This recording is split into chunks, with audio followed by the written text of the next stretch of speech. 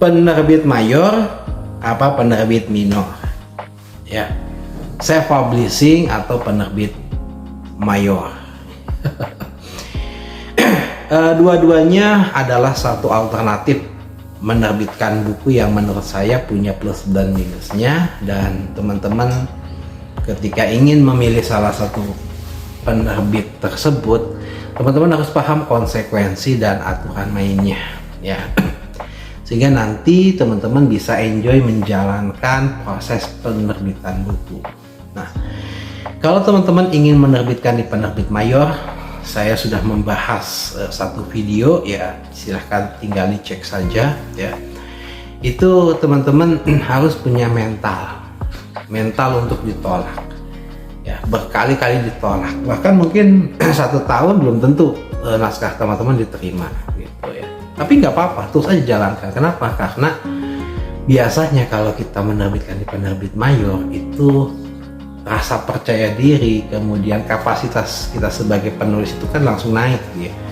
Jadi bukan lagi penulis abal-abal istilahnya, atau bukan lagi penulis sembarang penulis gitu. Tapi memang sudah diakui ya oleh penerbit ya, penerbit besar. Itu jadi semacam kekuatan sendiri ya. Bahkan ya sebagai seorang penulis saja ya, pencapaiannya itu harus bisa tembus ke penerbit mayor. Tuh.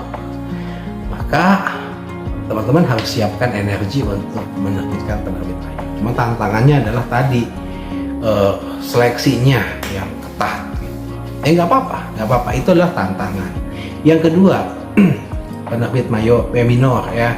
Ya, ini adalah sebuah alternatif menerbitkan buku yang ingin cepat, yang ingin lebih mudah, kemudian yang ingin lebih simpel, bahkan dengan kualitas yang sama seperti penerbit mayor pun bisa ya, asalkan teman-teman punya dana untuk menerbitkan buku ya.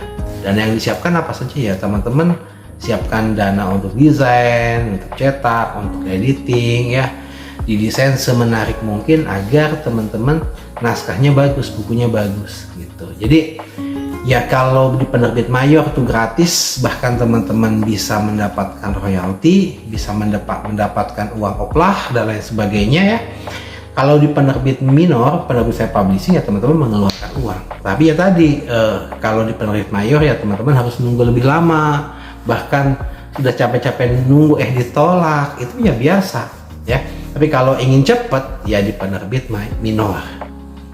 Bahkan bisa teman-teman setahun pun bisa menerbitkan sampai 5-7 buku. Ya nggak jadi masalah selama teman-teman punya dana untuk membiayai penerbitan tersebut. Nah, cara ini pun bisa teman-teman lakukan dengan bekerja sama dengan penerbit-penerbit minor ya. Banyak penerbit-penerbit yang menyediakan jasa seperti itu.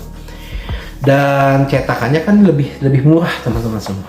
Nah, lebih murah dan lebih bisa sedikit gitu. Jadi kalau nih teman-teman penulis pemula, coba aja nulis terbitkan 30 dulu ya. Kemudian kalau laku cetak lagi, kalau laku cetak lagi.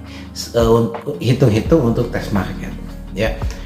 Nah, kalau teman-teman sudah terbiasa dan sudah dikenal sebagai seorang penulis, kan nanti jembatan untuk ke penerbit mayornya akan lebih terbuka. Apalagi di situ teman-teman mulai menyiapkan sosial medianya diperbaiki, kemudian konten-kontennya diperbaiki, sehingga penerbit itu melihat bahwa teman-teman adalah penulis profesional. Maka nilai dari ketika kita mengirimkan sebuah tulisan ke penerbit mayor itu akan dipertimbangkan gitu ya.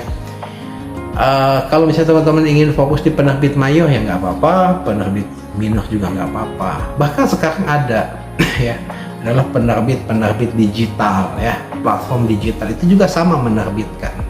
Karena intinya menerbitkan adalah bagaimana buku kita bisa terdistribusikan ke pembaca, baik dengan cetak maupun dengan digital ya. Lakukan ya. Bagus sih semuanya dijalankan ya.